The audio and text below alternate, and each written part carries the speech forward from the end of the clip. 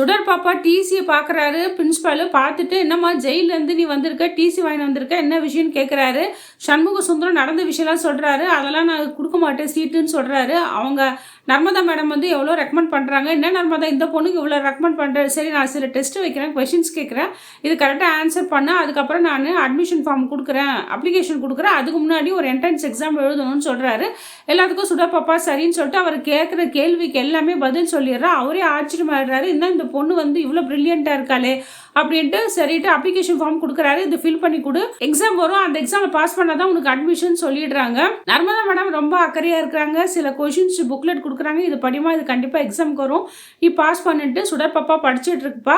அந்த நேரத்தில் மகேஷ், வெற்றி, கர்ணா எல்லாம் வருவாங்க. அவங்க பையனையும் இந்த ஸ்கூலில் சேர்க்கறதுக்காக பிரின்ஸ்பால்கிட்ட சொல்லுவான். கர்ணா வந்து எவ்வளோ பணம் வேணாலும் ஃபினான்ஷியல் நான் தரேன், என் பையனுக்கு எப்படியோ வந்து நீங்கள் சீட்டு கொடுத்துருக்கணும், அவங்களுக்கு எல்லாம் சீட்டா, எக்ஸாம்லாம் ஒரு ஃபார்மாலிட்டி தான், அவனுக்குலாம் எக்ஸாம் ஆகலன்னு சொல்லிடுவார் இந்த பிரின்ஸ்பால்.